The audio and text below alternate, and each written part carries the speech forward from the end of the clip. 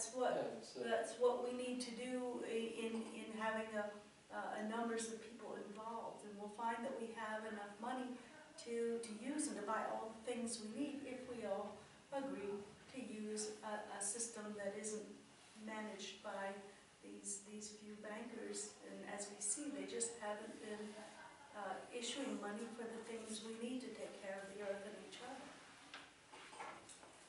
There's a wonderful story that goes back to the early part of American history.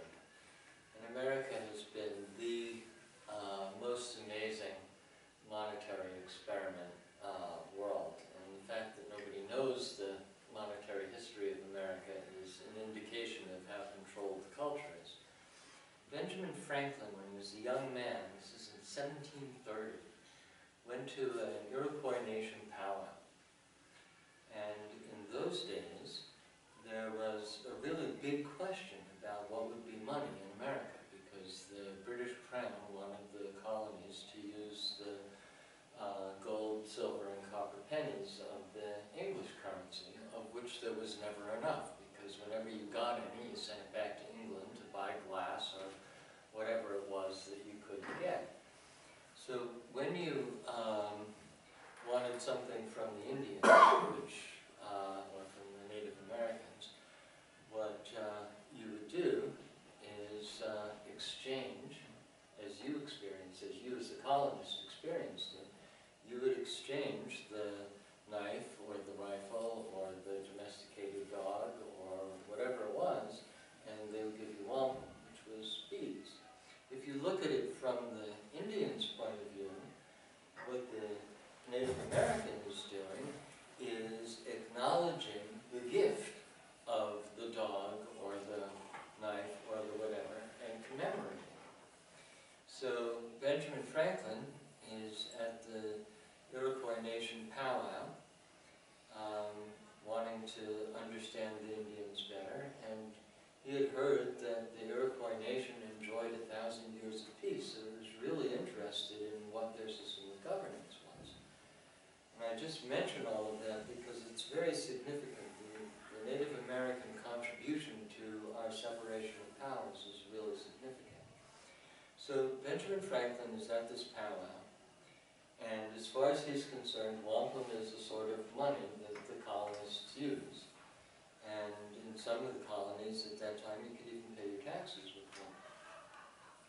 And this brave comes into the camp, laden down, I mean, just strings and strings of wampum.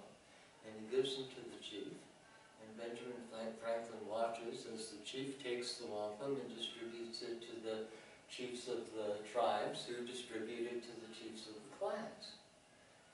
And the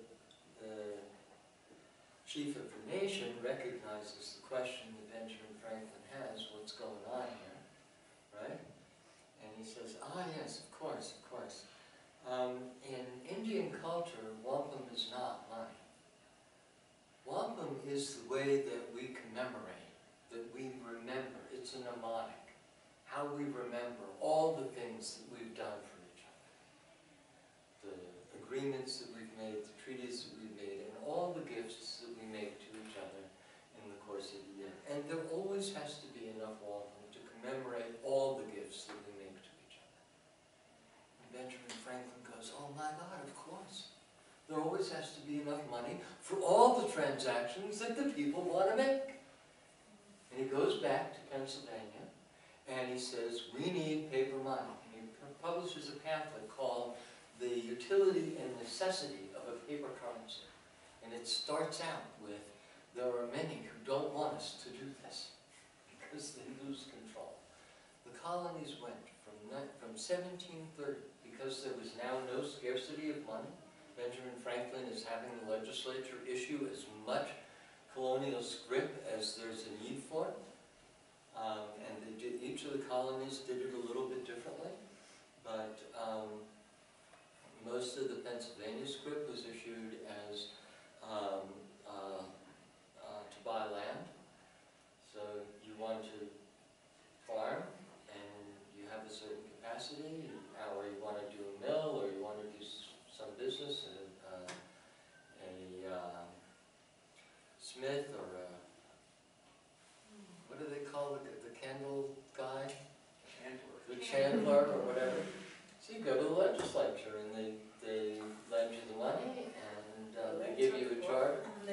issue. Pennsylvania, they lend it. And you pay it back, and so there are no taxes, and because then the government can just spend that money, it represents real value. They can spend it on things that they want, the libraries, the roads, post office, all those things. So the colonies go from practically nothing in 1730 to an economy that rivals England in 1757. No shortage of money. So maybe I should check in, thank you. I was wondering if your question has been answered. Do you feel comfortable, or do you want to go back to your question? It's a big question, so it'll take time, yeah. It's fine, it's a good start. Yeah. Very good start. Yeah. Was that helpful? Mm-hmm. Did everybody feel? No, so, no, that's fine. I was just checking to see whether, that is a big question that I've heard many people talk about. And I've had that question myself. Well, this money, this currency is just being added on to every transaction that I've occurred. And I have very good hopes for the use of that later on, but I'm waiting to see that happen. Yeah, and the really important thing to know is that it was the Board of Common Good Finance that decided to do the incentive. I mean, just, to get everything going. The beginning, of the board. yeah, we just decided to do them. We argued about how much it should be. I wanted it to be 25%, and the rest of the board goes, nobody will believe you. How about 5%? So we settled on 10%, if you see what I mean, because it doesn't raise that big of an issue. 10% isn't that much money, You can let it go. But that's the sort of thing, so we don't want to be in that situation. We want to create a situation in which there's a real group of people who are using our credits who are going to start deciding what it is it should be issued for. And this is the very beginning of that process. This is an historical moment. Punctuated there. Come for our credits. It would be helpful God for me spoke. if someone could explain this a little more mathematically, because I still don't quite understand. Isn't there another piece where there's some extra money that I give back to our credits every so often? There's a lot of money. You have made the agreement. 20 cents here and there, I don't know, I started. You signed up, right? You Yeah, signed up. I'm And you made an agreement at the time you signed up, is how much? yes, and I said I was gonna give some money back. Yes. And my impression was that that's the money that funds this extra 10% somehow, because no, it's No. not. I know. See, I don't really understand it mathematically. It seems to me if I'm getting 10%. Let's do the math. The level of goods and services that are available in the economy at any particular time is a certain amount of money. I mean, it's actually trillions of dollars right now in the American economy. Now, there is either more money than is represented by the goods and services that are available, there's the right amount of money, or there's too little money.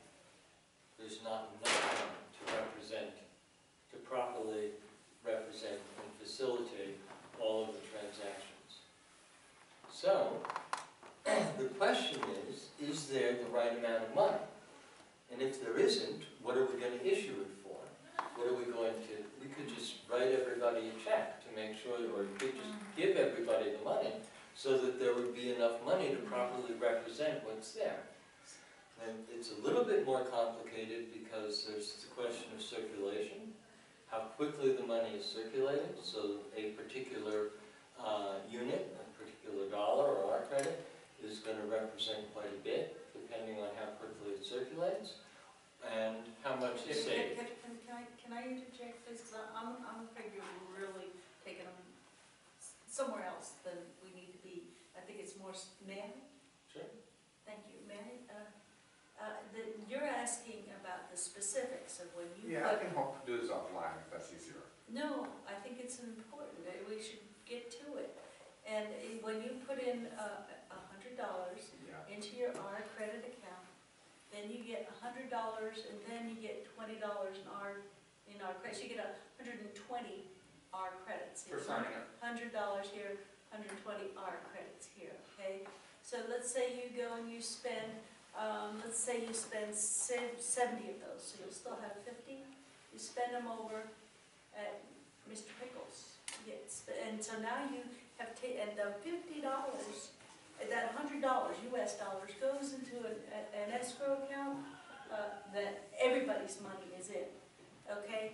And then you get another 10% when you spend it, and you're keeping if you get paid in it, then you get money that's coming back in. And as long as you don't want to take the US dollars out, then the pool of the US dollars stays the same and your amount of R credits increase. So the point is to have enough places to buy stuff and enough payment going to get it, and then you'll have an increasing amount of money, which is awesome. Then what we have then, very interestingly, and I think what you're talking about is there's a question whether you want to donate some of your money to pay William, who's living on too little, doing all this software work. So that might be a point where that little portion comes out, because you had a question if you wanted to do that. And then the other thing that's very interesting is if we get independent, a bunch of people say everybody's here's on our credit, and we've all put in $100, 100, 200, 300, 400, 500, 600, 700, 800, 900, 1000, 1100 $1,100 in the middle, and we're using our credits with each other. We're not, and that $100 is in the middle. And we've been using it for a while, and we haven't been taking that money out. Then we get to say, oh, we've got $1,100. What do we want? Do we all want to have a big screen TV? Do we all want to go out to dinner? What do we want to do? And then there's a very interesting voting system, which is kind of like instant runoff, but it's a proxy voting system. Let's say we're going to vote. No, I think you're taking it somewhere else. Yeah. Okay, well, I'll stop there. But there is a way for us to decide if we're feeling that our credits are fulfilling our needs to do exchanges, and we still have, and we're not touching that U.S. dollars. Then there's a democratic, completely not like our usual representative democracy, way that we can decide to use that core sum that's sitting in escrow. Yeah. So it has a double power there. Can I check in with, we are still on question 1. Do we want to expand to overview for businesses here? Have we come to a point where we can move on to the next question? I have one more question, and it has to do with this. So we all bought $100 worth. We all got 110. And we did our little thing. And then all of a sudden one day, all of us got together and says, okay, we want to cash in all of our 110s. The system now fails. Yep, there's an agreement that You you made an sign. agreement. What was the agreement? That I would never cash in? No, that you keep an app, that you don't run on the banks, because we're No, that all, you wouldn't cash in the money that you received free. If the system, the way that it's phrased in the agreement is that if the system ends, right, then you agree to give back all the money that you got for quote unquote free, all the incentives. So we can always cash out the money that we put in, right, and that's about to happen with the co-op and with Foster's, because we haven't succeeded in creating an Or the economic money, circle. or the money got paid. You can cash out either the money you put in or the money you got paid. Right, You just can't cash out the freebies. right. And that's just the calculation that the system makes. You traded so much dollars for our credits, so how much have you traded for our credits, what's your balance? And it also tells you on the email that you get what what do you call it, the return has been? Yeah, so you can see that it's pretty significant for most people. 100%. Yeah. Pretty good. Another way of looking at this is you can think of the U.S. dollars as coming into the system and going out of the system. But our credits, the incentives that we've issued, and eventually the R credits that we issue as a community for grants or loans or investments or whatever, those have to keep circulating in the community because nobody can cash those out unless the system fails and they just evaporate. Everybody gives them back and that's, there they go. as we open new communities,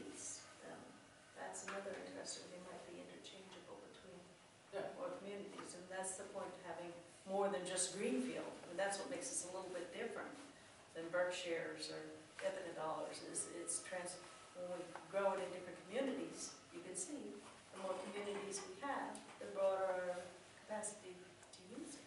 And there is something though about this question about where does the money come from and how is all this managed. It's really important.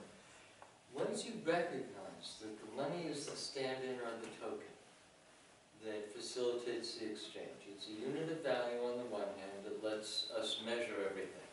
So you can compare everything, and everything that can have a price, or that can reasonably have a price, can be compared because you can bring it back to the price, to the unit of value. The means of exchange, what it is that we use to facilitate the exchange, that's what we've agreed to use. And by law, we have to use dollars, and by agreement, we can use our credits. And if we use our credits, then we don't need to use the dollars. But the point is that there is only ever in the economy what we've done for each other. The entire economy is made up of all the things that we do for each other, that people do for each other. Take the money away. Don't think about the money. Jane Jacobs, The Wealth of Nations and Cities. She just describes everything without the money. You get this amazing picture of all the things that everybody's doing for each other. Well, we always see the money, and that's all we ever see. Guess what? There always needs to be as much money as we have capacity, as we have ability, as we have a will to provide for each other.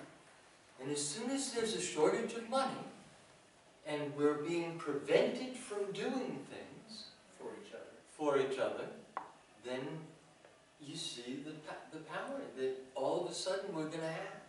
But that penny has to drop. It's not the money. It's us. It's who we are. It's what we want to do. And the money facilitates it. If I'm going to sign up, while I have great affinity for a lot of what you're saying, it's going to be about the money. Like, I've got some dollars in my pocket. I've got to make them work in my life. No, I'm going to be thinking about it. So I'm sort of feeling like I should just go home and read online and read the agreement. I want to know what's the deal. What's the deal for the consumer? What's the deal for the business? Like the actual, and those are going to be about dollars. That's what I'm hoping to find out here tonight. I'm hearing some of it, and the philosophical overframe, I appreciate it, but it's got to work So are you, in dollars. you're in US interested in dollars. what the exact agreement is? Yeah, and what's the deal? What's the deal for consumers? What's the deal for businesses?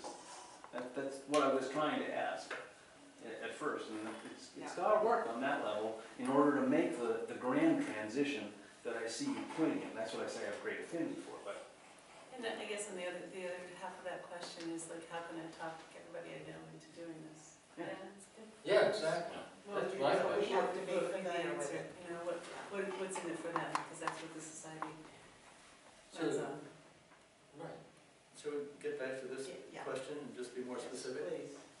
I don't have the agreement with me. Do you have the agreement? No, but I have my iPad. Want to look it up? Sure. Yeah, pretty sure it's not there. We've covered some of what's in the agreement. It's a pretty short agreement, but it has hyperlinks in the agreement for extra explanation of things. And the central point of it is that we agree to accept our credits as payment for our goods and services as long as we can exchange them easily for, no, it's the other way around. We agree to accept them, as long as we can spend them easily or accept them or exchange them easily for US dollars. Yeah. That's the most important point. And the rest of it is almost incidental. It's little touches that make that So is more the specific. incentive to be part of this program really has to do with the philosophical thing as opposed to monetary thing? Well, we've tried to align those two, right? The whole strategy here behind this economic part of our system is to align the financial benefit to individuals and small businesses with the benefit to the community, to the common good. So that you don't have to think about the common good when you're using our credits. All you have to think about is what's good for you. You know, so you spend some, you get an incentive reward. You accept them, you get an incentive reward. You invite somebody, you don't yet, but very soon you'll get an incentive reward for that too. You sign up, you get an incentive reward. You hold some of your US dollars in your our credits account, you get an incentive reward in the form of inflation adjustment and the security of knowing that they're not going to lose value. So the specifics of all those deals, that's Yeah. what I'm used to paying attention to with dollars. That's right. Okay, so it's 10% is the incentive reward when you buy or sell. $20 right now, anyway, for signing up. We've talked about increasing that, it won't decrease anyway. 5% is what the inflation adjustment is currently set at until we get a better measure of what inflation is. And we're going to start with $20 incentive for inviting somebody who actually goes all the way through and finishes the process. And that will probably go up because we think that's probably not enough, but we wanted to start low and see how it goes. And we just adjust until we grow as fast as How makes does it sense. work for the co-op for Foster's? What do they do with all these art credits that I could? They cash them out. Foster's is probably going to cash them out. But where's the other places? Here. Here, they pay suppliers. They pay Real Pickles, Snow's, Artisan Beverage Cooperative, Up and Go. Oh, they don't. I don't think they buy from Up and Go Farm. Yeah. And that's really important. That's what we need to do, is make the economic circles. Right. The more We the need money to we get keep going employees around, here signed the up. less people have to cash out. The bigger the escrow gets, the more the community has to spend. So Foster's doesn't have anybody that they can pay with our credits. They could pay Snow's and Real Pickles also, but for some reason Matt has been reluctant to do that. I'm not sure why. And I've spoken with some of the employees at Foster's who are generally very close to minimum wage, and they don't understand, it seems to me, that it would show up on their pay stub as a deduction. And they don't want a deduction. They don't want to have their dollars reduced, even though they spend money at Foster's, and they could be getting incentive for spending our credits at Foster's. But it's just a hard sell for people that are living fairly close to the margin to accept anything other than US dollars. So Matt hasn't, I mean, how can you press people? You can't. Well, they can make it an option. Until they have a better I understanding. think that they have, but I think also that the option is not well understood. And I've spoken with a couple of employees, and some of them say, oh yeah, sign me up. But others say, no, I can't afford to do that. So it's hard to make that arrangement, I think. Yeah. Well, is there a possibility for either an individual or a business? And when you say cash out, you're talking about exchanging our credits for US dollars. Right. So is there the possibility that an individual or a business would not be able to cash out for the face value of US dollars? We're a long way from that being likely. Here's as close as we I come. could think mathematically, I could think of a way that could happen, but we're a long way from there. Here's as close as we come, I think. I've been spending art credits for a year. I go to Foster's, they're right down the street. So I have quite a number of art credits as incentive.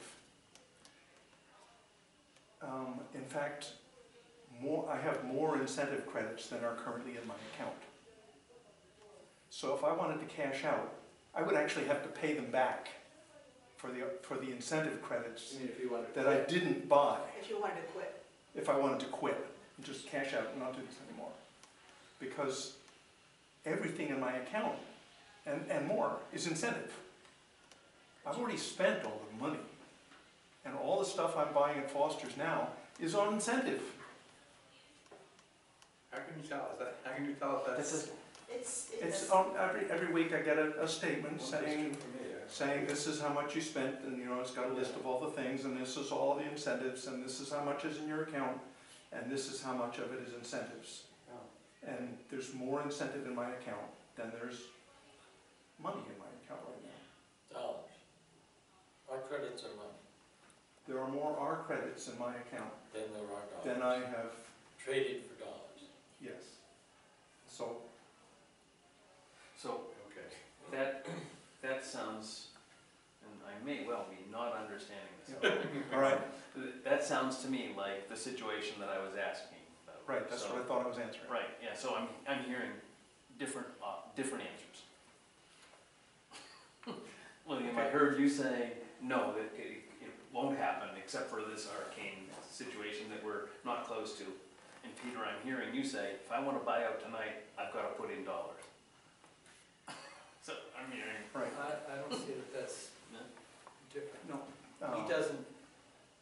He's not allowed to cash out his rewards anyway, so that's not an Right. issue.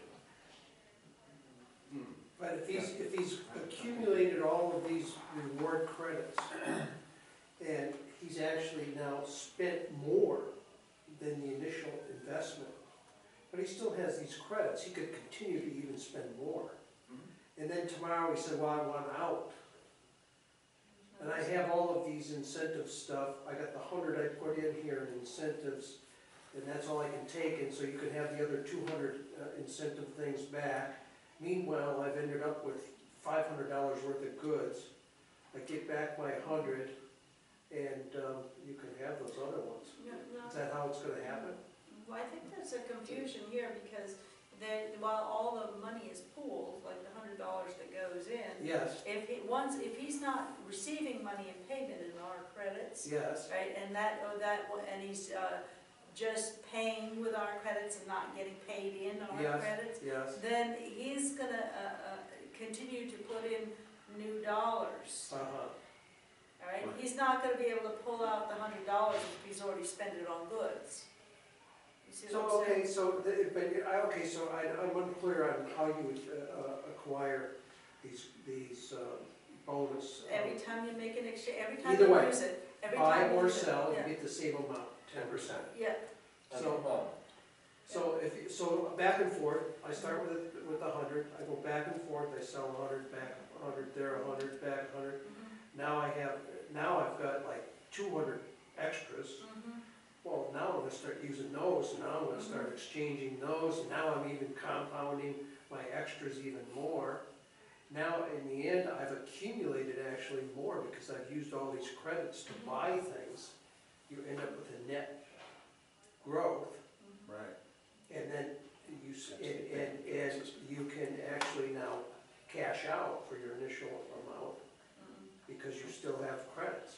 No, you can't cash out incentive credits. But That's you part of the can agreement. catch out the Well, amount. let's but say- you can spend them. Let me say how this is done technically, so you'll know Yeah, that's- exactly what the deal is. Yes. Let's say you have $100 balance in your Art Credits account, and the amount of rewards you've ever gotten is $200, right?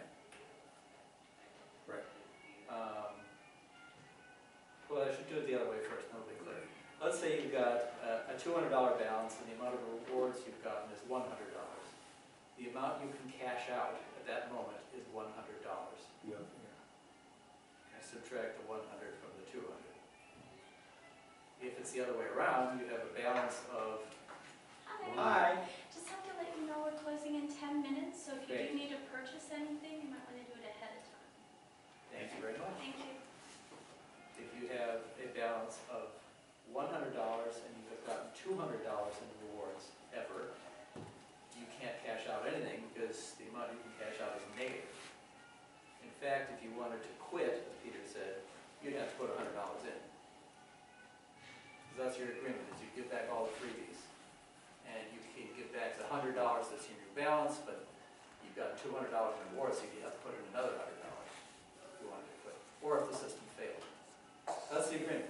And our intent this for this not to fail, for it to get big enough so that we can at some point declare it's stable now, it's not going to fail, now you can cash out whatever you want because this is just, It's just part of the economy.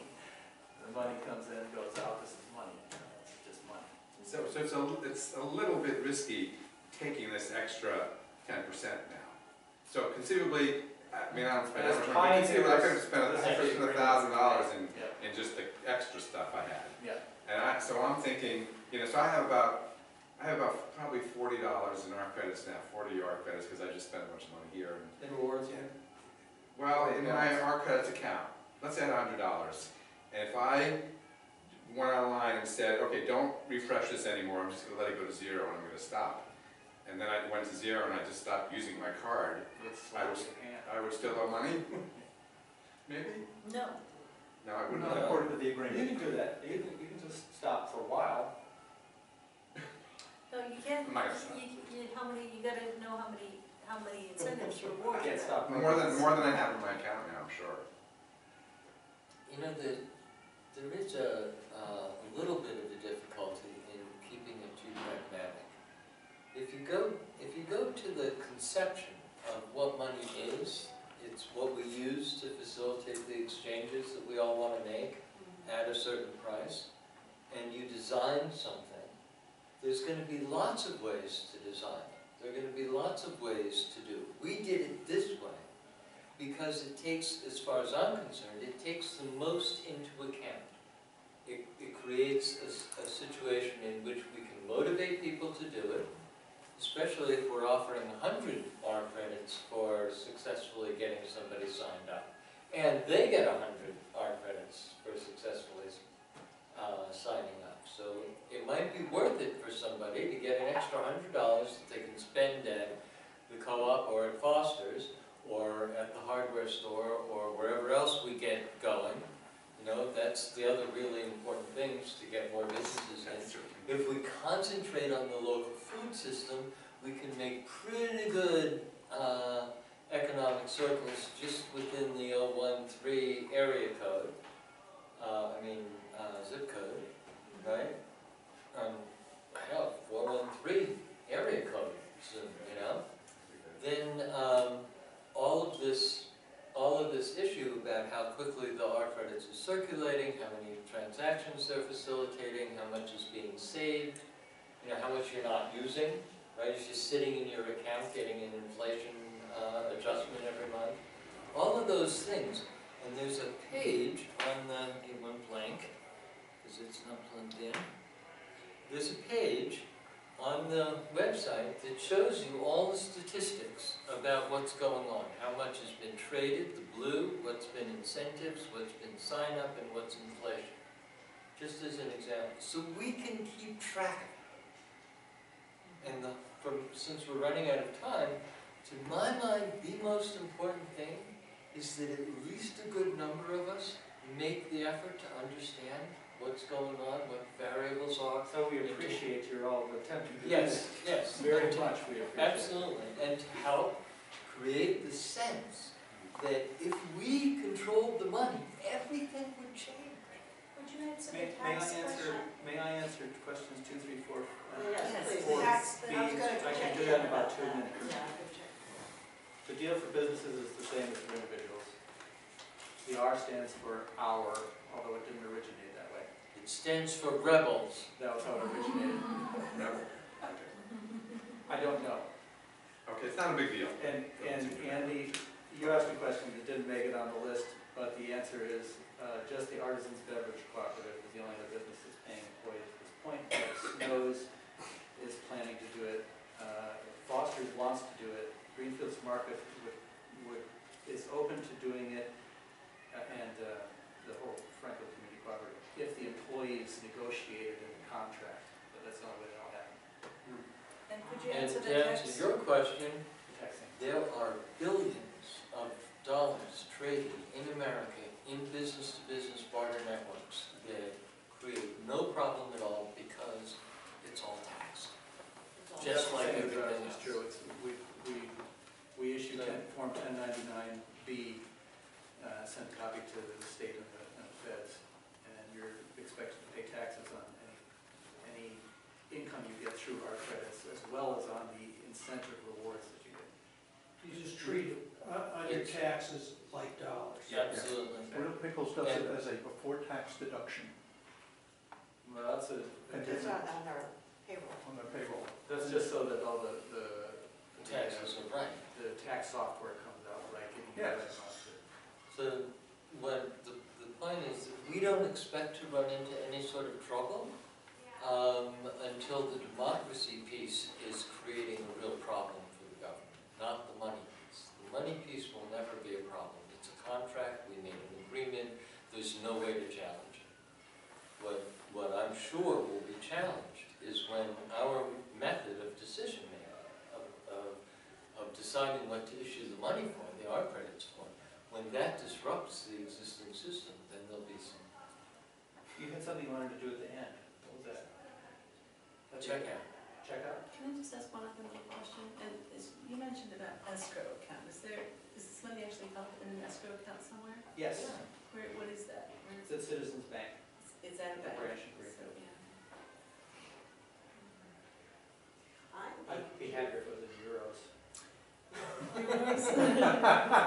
I'm eager for us to get to the stage where we, all of us who are participating can be in a decision-making process for where we want to invest those Yeah. additional credits in the community. So- And that might be in what, in 2 years? You mean the additional Why? credits or the pool of money that backs our? Why not starting on the 31st? March 31st, we will begin that discussion. 31st of January? We're having a lunch, which we're putting on for all the members at the Free lunch for members. I saw at that. the what church? At the church. congregational, is it? Second Second Congregational Church on Saturday, the 31st of January, to which everyone who has an R card is invited. If you don't have an R card, don't come. No, if you don't have an R card, sign up and get one. Sorry. Absolutely, sign up and get one. And at that, we're going to just celebrate that the system works. And what you need to appreciate, from my point of view, what you need to appreciate is that what William has done in software is a fully functional banking system that can scale to the nation and the world. It's as big a deal as Google or Facebook. Believe me, it really is. There's transparent. It's transparent, it's open source, it functions. I mean, it's almost impossible for anyone to appreciate what William's accomplished. And the skepticism is because we've been so screwed over by the system It's just that we amazing. learned to be We have, If skeptical. we're going to do the end game, we better do it now. right, we have in software the infrastructure for the new economy. New economy. So can we check out? Yes, I'm not sure what we are going to do for checking out, but I guess I feel that I'll start and each one of us can check out. I feel that there's been a lot of philosophy here tonight, and I think I've grabbed most of it, can understand it. You've caught my interest once again.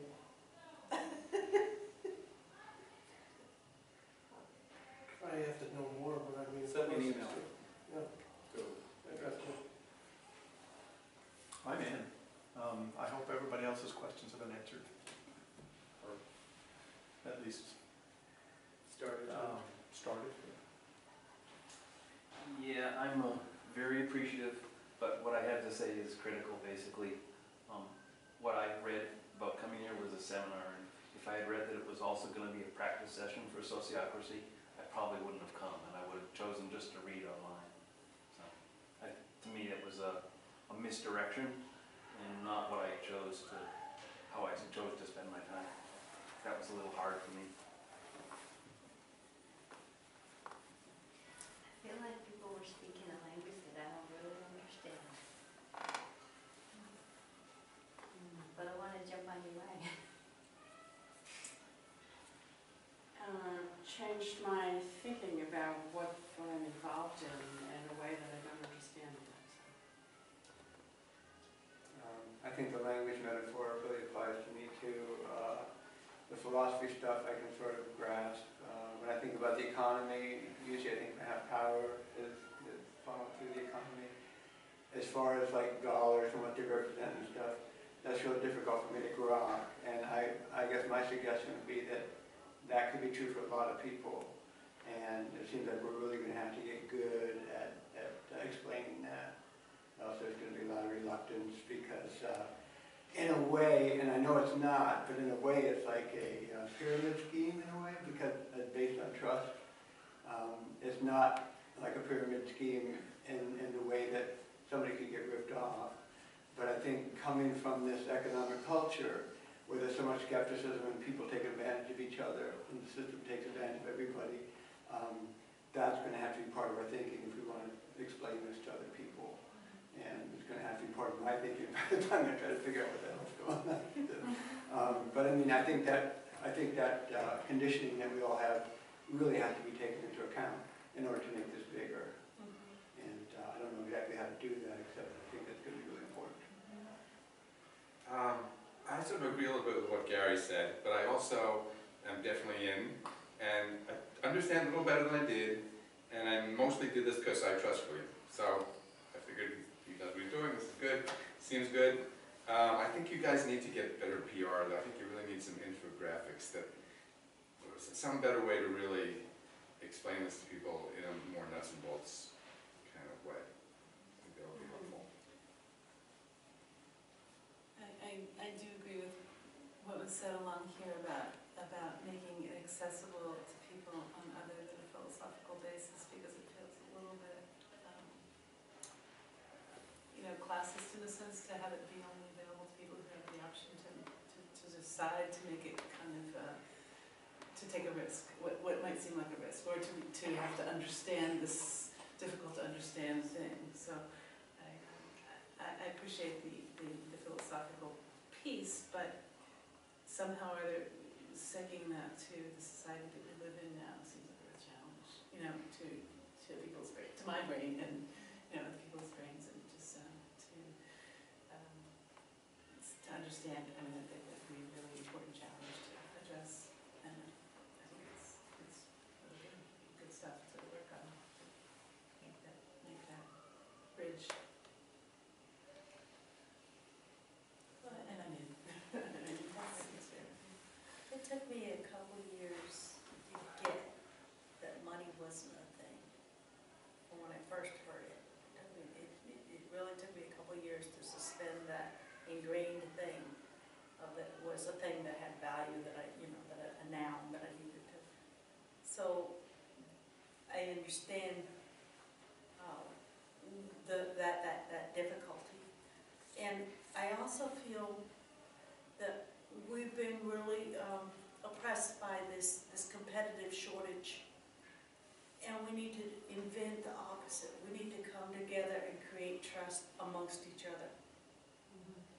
And that is an intentional thing, and I'm speaking, because that's something we have to work at to create a better circle, big circle of people who care about each other, about the earth, where our loving interactions is the most important thing, that we are all caring for each other.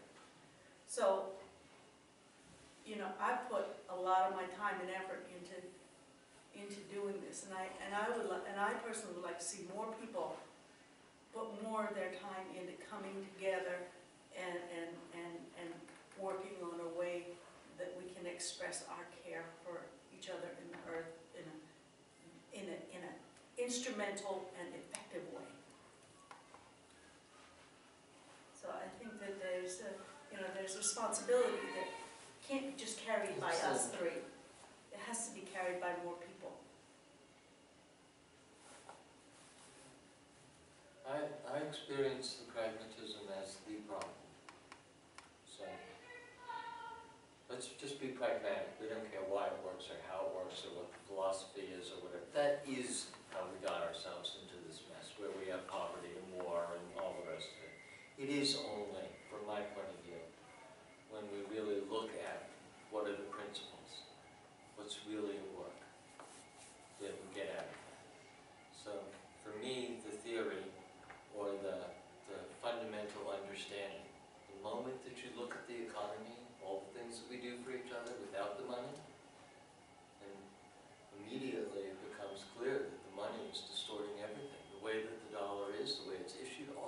it's totally distorting everything. It's divorcing us from our human nature. To me, that's what our credits lets us do. It's opposite. It lets us challenge that perception. Because, hey, we're doing it. We got everything we need to do it. We can create the society we want. What do we really value? Who are we? That's where it gets us. Right. I'm feeling very grateful for all of you coming out tonight and putting the time and energy into engaging with us on this. And I'd be happy, anybody that wants to follow up with anything you've got lingering, and I know there's things lingering out tonight, I'd be happy to talk to you one-on-one by phone or email.